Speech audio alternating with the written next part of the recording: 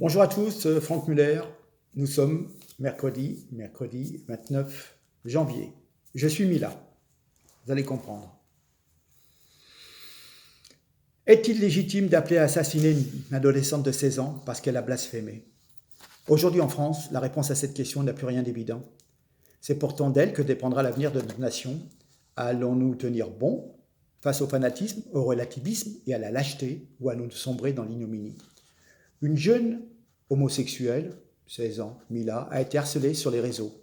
Sale française, sale pute, sale gouine. Puis les injures et les menaces prennent un caractère religieux, musulman. Mila affirme sur Instagram rejeter toutes les religions, en général. Les choses empirent, des inconnus lui reprochent d'insulter leur Dieu, Allah, le seul et l'unique, et souhaitent qu'elle aille brûler en enfer. Sans se démonter, la jeune fille publie une vidéo exprimant sa détestation de la religion en général, au nom de laquelle on la harcèle, et elle leur dit « Votre religion, c'est de la merde, votre Dieu, je lui mets un doigt dans le trou du cul, merci, au revoir. » Et puis, suivant, après les insultes, « Vous m'insultez, vous me menacez de mort, vous êtes bon qu'à ça, vous n'avez pas d'éducation, vous êtes nul, vous servez à rien. » Et alors là, ce sont des milliers de menaces de mort qui pleuvent sur Mila, des milliers de menaces de viol, d'appels au meurtre. Certains diffusent le nom de Mila, son adresse, l'adresse de son lycée. Pour sa sécurité, elle doit d'ailleurs être déscolarisée, mise à l'abri à une autre adresse. C'est une foule hurlante qui exige la mort. Non pas la mort d'Asia Bibi comme au Pakistan, mais c'est chez nous, oui en France. Je monte au front, je vous en parle. En face de nous, des islamistes militants, vous allez me dire? Eh bien non, pas seulement. Ce n'est pas une petite minorité. C'est pour ça que je voulais en parler, isolée, qui voudrait que Mila soit assassinée au nom de l'islam. Mais des milliers de personnes qui condamnent cette jeune fille au nom de l'islam, qui trouvent que les appels au viol et au meurtre ne sont pas plus graves qu'un blasphème, et que bien sûr, s'il y a un problème, c'est de la faute au monde entier, sauf la faute de l'islam. Tout ce qui les intéresse, c'est imposer partout leurs petits tabous personnels, empêcher qu'on dise le moindre mal de leurs croyances chéries, pleurnicher parce que l'humanité ne veut pas s'incliner tout entière devant leur susceptibilité exacerbée. La vie d'une adolescente les indiffère, bien entendu, et la liberté d'une jeune fille, mon Dieu, leur fait horreur. Les autres, en revanche, peuvent dire que l'islam est paix et tolérance, mais ils ne font rien pour protéger ces jeunes filles. Pourquoi n'essayent pas plutôt de convaincre les fanatiques que l'islam leur interdit de tuer, de menacer de mort, de menacer de viol? Ne seraient-ils pas convaincus des bienfaits de leur religion? S'ils pensent que Mila se trompe au sujet de l'islam, que l'islam n'est pas homophobe, sexiste et haineux, pourquoi, eux, ne démontrent-ils pas, en condamnant sans ambiguïté les islamistes radicaux, pourquoi consacrent-ils tant d'énergie à essayer de dédouaner l'islam de toute responsabilité dans les crimes commis au nom du prophète? Alors certains vont dire que Mila ne serait pas défendue si elle injuriait le christianisme ou le judaïsme, et qu'on vient la défendre parce qu'elle est en guerre contre les musulmans. Mais Mila, si elle aurait insulté la religion catholique, elle ne serait pas menacée de mort.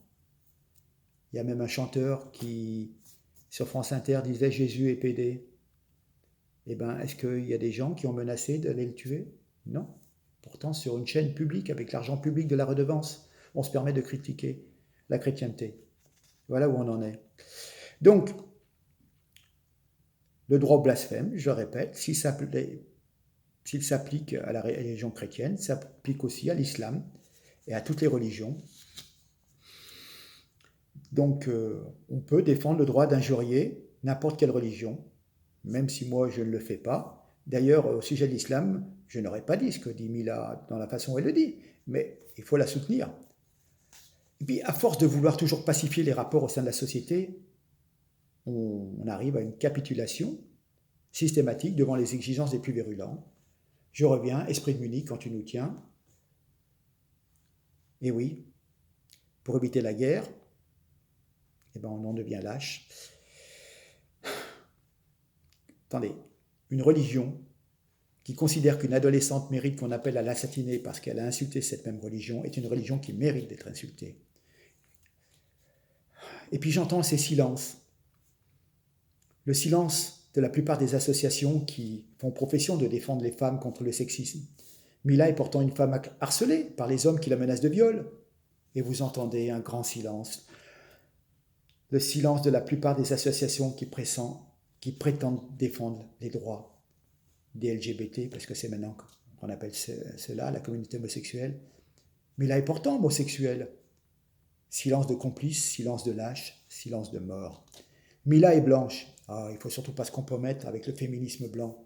Il y a le silence du gouvernement. Ce silence est une démission totale, une perte de légitimité absolue, une indifférence de la part de nos élus tout là-haut.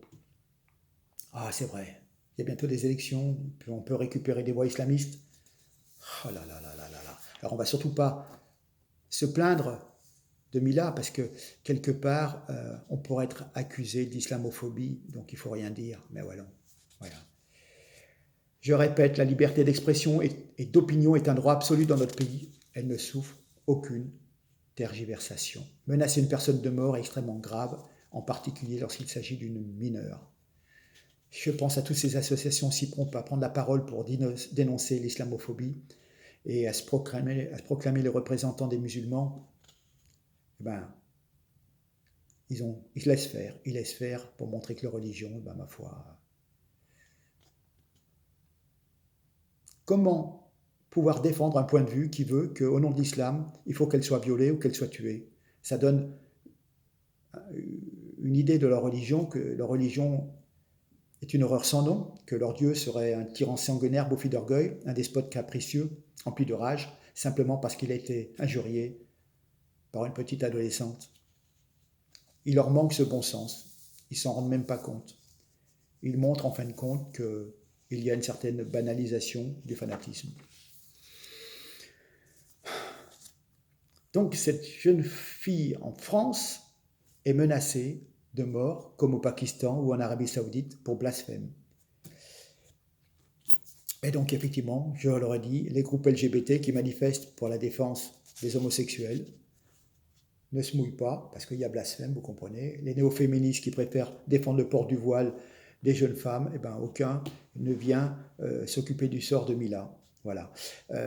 Mais ceux qui veulent tuer Mila, qui sont ces personnes qui pensent faire la loi sur le sol de France et qui pensent décider de qui a le droit de vivre ou non? Qui sont ces milliers d'individus qui menacent et agressent ceux qui ne pensent pas comme eux? Qui sont ces gens qui chassent en meute et attaquent en horde? Quel est le profil de ceux qui ont diffusé son adresse et qui sont tellement virulents qu'elle a dû être déscolarisée parce qu'elle était en danger? Sont-ils inquiétés? Non, pas du tout. Pas du tout. Tous ces gens qui ont réagi en parlant du blasphème de la jeune femme pour réclamer sa mise à mort sont des personnes se réclamant d'islam, mais pas uniquement des islamistes. C'est là où je veux en venir. Ce ne sont pas des militants liés aux frères musulmans, aux salafistes, non. C'est comme dans un mauvais rêve, c'est toute une jeunesse, les camarades de vos enfants, au lycée et au collège. Et ces gens-là nous révèlent à quel point la vision politique que nous avons de l'immigration, elle est complètement faussée. Les extrémistes sont en train d'imprégner en profondeur une partie pas si minoritaire de nos compatriotes arabo-musulmans. L'islamisme progresse, il devient dominant et prescripteur chez les musulmans.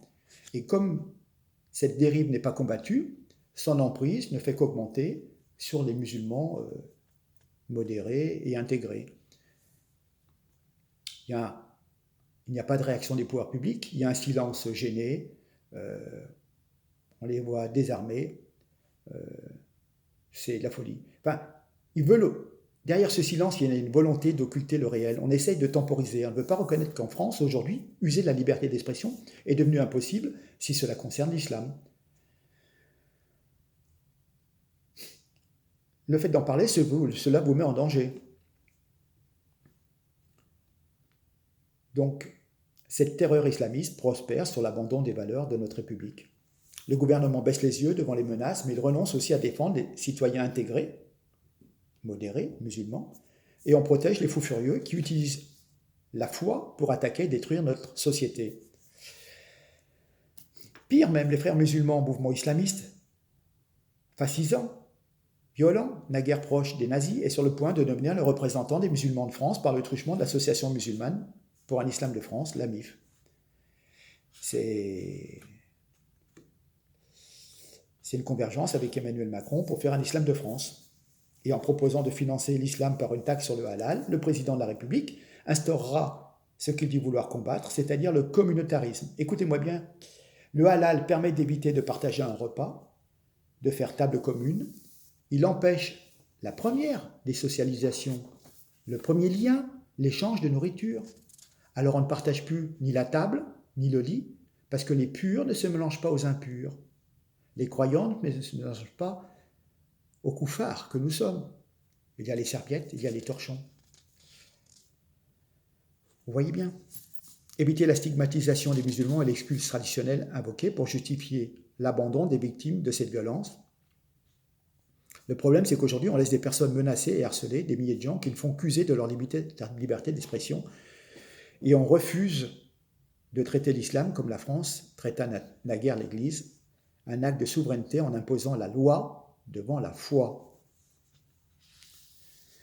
L'État refuse de regarder en face un phénomène ou une idéologie incompatible avec nos modes de vie, nos mœurs, notre culture et nos lois. La peur règne et la censure gagne l'espace public.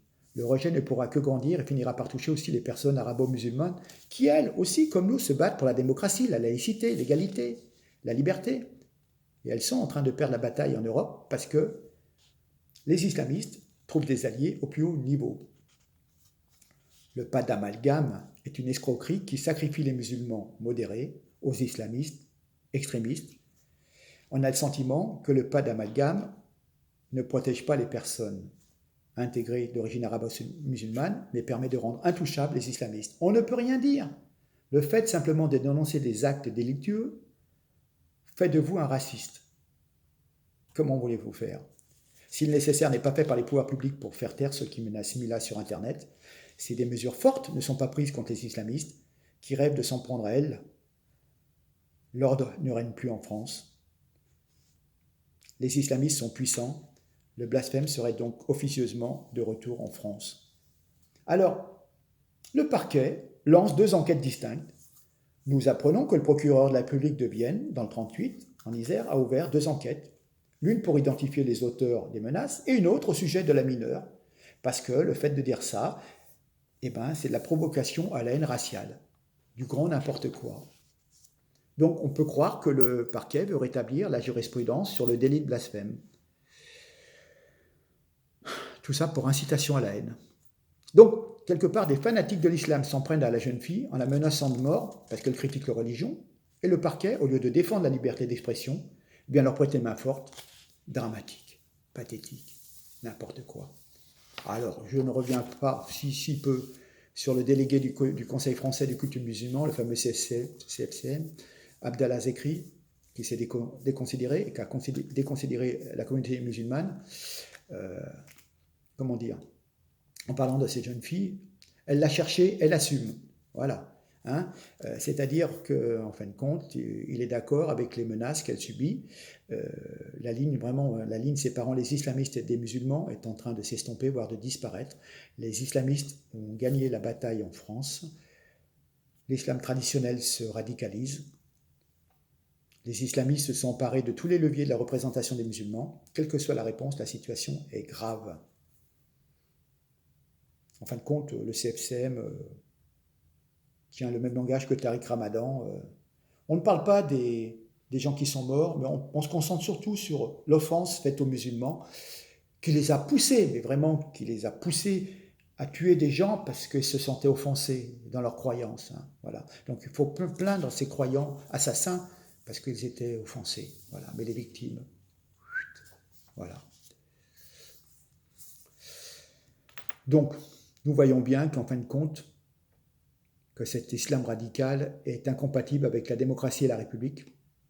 L'islam n'est pas compatible avec l'état de droit, n'est pas compatible avec la liberté d'expression et le choix qui est fait, civilisationnel, de la loi avant la foi. Voilà. Pour quelqu'un qui est censé représenter une institution, en fin de compte, au lieu d'être quelqu'un de modéré, d'instruit, qui qui prêche la tolérance, et ben ce monsieur du CFCM, et ben il fait entendre la voix d'une violence tribale et religieuse qui était un véritable pas vers l'ensauvagement de la société. De toute façon, les lois sont différentes d'un pays à l'autre, mais une chose est commune quelles que soient les civilisations. Il y a des interdits. Le premier interdit le plus répandu est l'interdit du meurtre. C'est le premier acte de passage de la bête humaine à l'état d'être humain. C'est le premier effort civilisationnel. Le vivre ensemble, c'est déjà de respecter l'autre et de ne pas chercher à le tuer.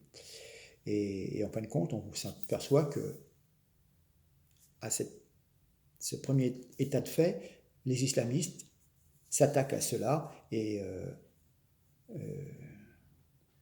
cherchent à tuer pour leurs croyances. Donc voilà.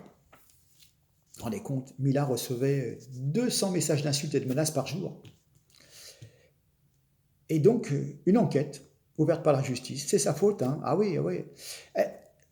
Fin de compte, il ne faut pas avoir tenu des propos islamophobes, hein. Elle aurait dû dire qu'elle voulait mettre un doigt dans le cul de Jésus, ça aurait fait marrer France Inter, et elle n'aurait reçu aucune menace de mort venant de catholiques. Et elle n'aurait pas été poursuivie en justice. Il fallait choisir la bonne cible, hein, ma petite dame. Mais évidemment, si on dit quelque chose de mal sur l'islam, alors là, c'est pas pareil, hein. Ça me fait penser aux femmes violées dans les pays musulmans. Au lieu d'être soutenues par la justice et de voir les gros porcs qui les ont violées être condamnés, elles sont à leur tour condamnées à être fouettées pour avoir eu des relations sexuelles hors mariage. C'est bien fait pour elles l'ont bien cherché. Il ne fallait pas croiser le visage d'un homme, il ne t'aurait pas violé.